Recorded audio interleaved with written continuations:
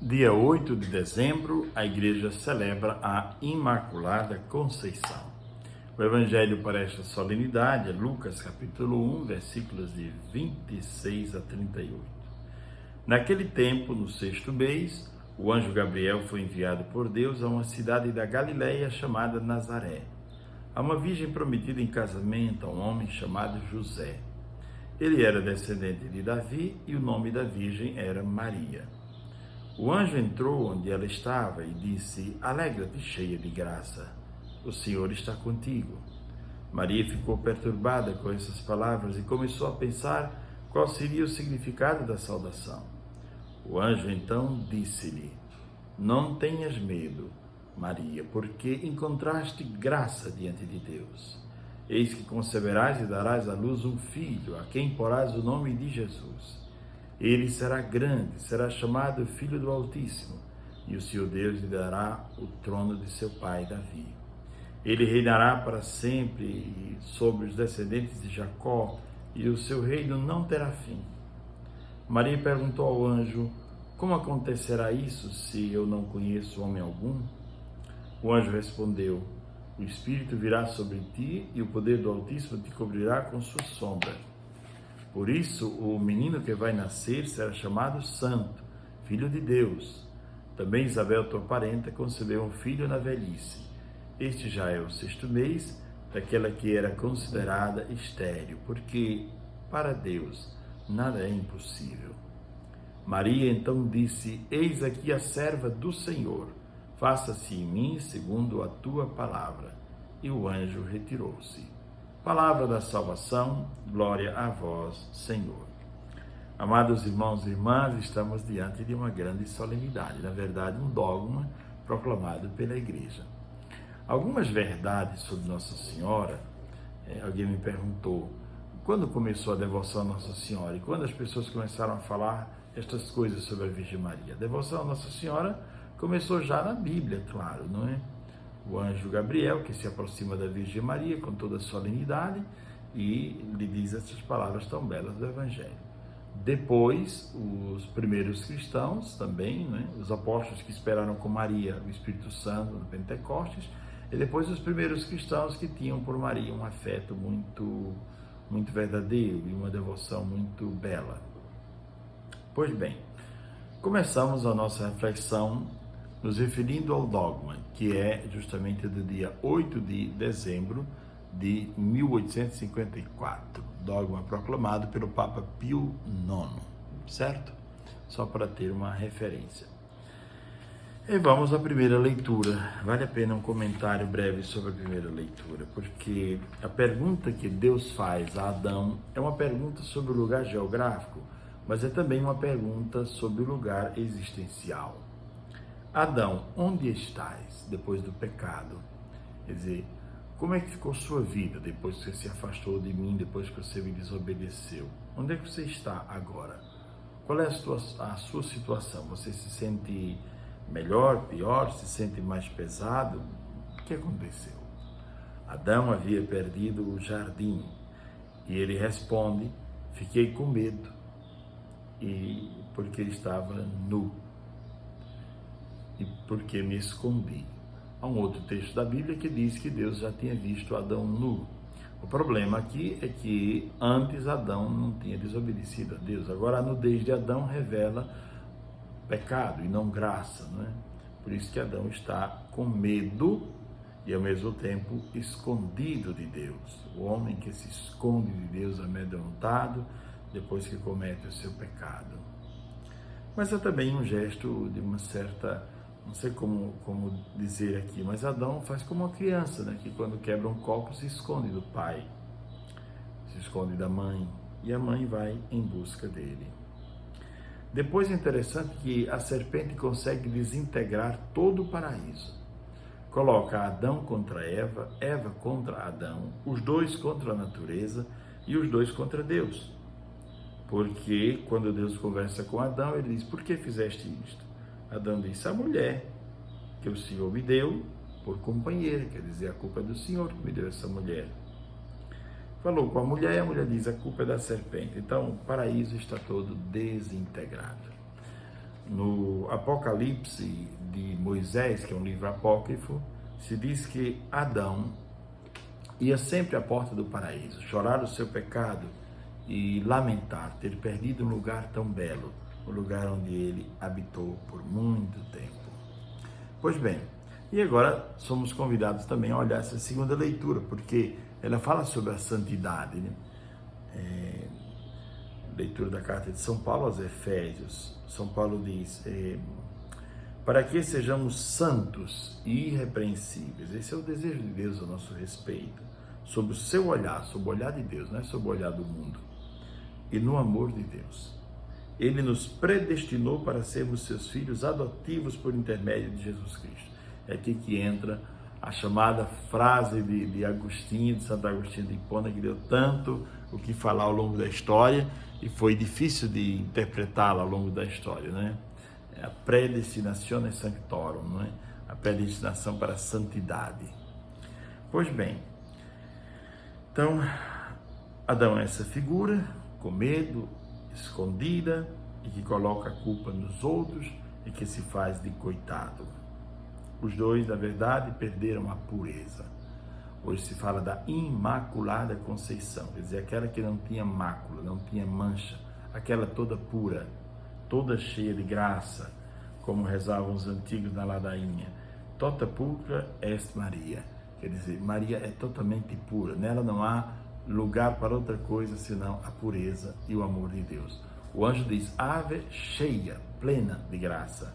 Ave Maria, gratia plena, quer dizer, Ave Maria cheia, cheia, não há lugar para outra coisa senão para a graça.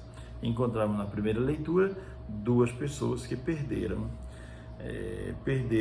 diante de Deus, a partir da desobediência, perderam o paraíso. Por isso a pergunta existencial, onde estás? Onde esse pecado lhe levou? Deus pergunta a Adão. Quem você é hoje, depois disso? Quem você é depois do pecado? Muito bela esta reflexão. Depois o Evangelho que fala sobre Maria que recebe a visita do anjo São Gabriel. Força de Deus. Uma força que se apresenta não com poder, com autoridade, autoritarismo, mas uma força que se apresenta de maneira virtuosa com um lírio na mão. É o anjo da beleza, da virtude. Apresenta uma autoridade sem violência, uma autoridade perfumada com um lírio. É muito belo isso, não é? Uma autoridade discreta. Na verdade, é a força da palavra que ele traz com ele, não a palavra dele, mas a palavra de Deus que ele veio anunciar para Nossa Senhora. Veio proclamar a grandeza humana e o amor diante do amor e do poder de Deus. O homem se torna grande quando ele está diante de Deus. Esta mesma força de Deus, Gabriel, visitou Zacarias e visitou também São Joaquim e Santa Ana, os pais de Nossa Senhora, e agora visitou Maria. Muito bem, a força de Deus normalmente visita a nossa fragilidade. Quando estamos fracos, devemos invocar a força e o poder de Deus. Mas nesse caso, a força de Deus visitou Maria para trazer-lhe uma boa notícia, que ela seria mãe do Salvador. Deus vem ao nosso encontro e nos ama, não porque somos bons, mas porque Deus é bom, bom por excelência. O anjo disse a Maria, encontraste graça diante de Deus, encontraste graça. Pois bem, é preciso dizer sim a Deus e não impedir a obra de Deus em nossa vida. Qual é o sim que Deus espera de você hoje? Qual é o sim que a sua família está esperando de você? Talvez sua família esteja dizendo, olha, deixa de beber para nossa família viver mais em paz. Você precisa dizer sim, não é? Pode ser que a sua família esteja dizendo, olha, deixa de jogar, porque tu está gastando o dinheiro da feira todo em jogo. Então começa a dizer sim a Deus e caia fora desta coisa. E daí por diante, não impedir a obra de Deus na nossa vida, mas pelo contrário, dizer sempre sim. São Francisco de Assis se dizia apaixonado por Maria, porque por meio dela nos veio, dizia ele, a vida verdadeira. Agora partimos para duas reflexões muito interessantes. Maria é considerada pelo arcanjo como grande e bela. Mas a grandeza de Maria não é como a grandeza do mundo. Na época de Maria, havia mulheres consideradas grandes, como Herodíades, Cleópatra e muitas outras, a esposa do imperador Augusto. Mas nenhum historiador antigo fala sobre Maria, porque a grandeza de Maria era uma outra. Porém, agora, depois de 2000 anos, estas mulheres estão esquecidas e se fala hoje sobre Maria. Doravante, as gerações me chamarão de bem-aventuradas. Todas as gerações me chamarão de bem-aventurada. Nós estamos entre esta geração ou estas gerações. O que é grande para o mundo, nem sempre é grande para Deus. A grandeza de Maria nasce da sua virtude, nasce da beleza interior. E o que é ser belo ou bela diante de Deus? A beleza de Maria nasce das virtudes que ela vive. Quem é esta que avança como aurora, formosa como a lua, rezavam os antigos, brilhante como o sol, é Maria, mãe de Jesus e nossa mãe. Então, Maria bela, toda bela. Maria é bela porque não foi tocada pelo orgulho, pelo egoísmo. A beleza hoje depende das máscaras, da aparência.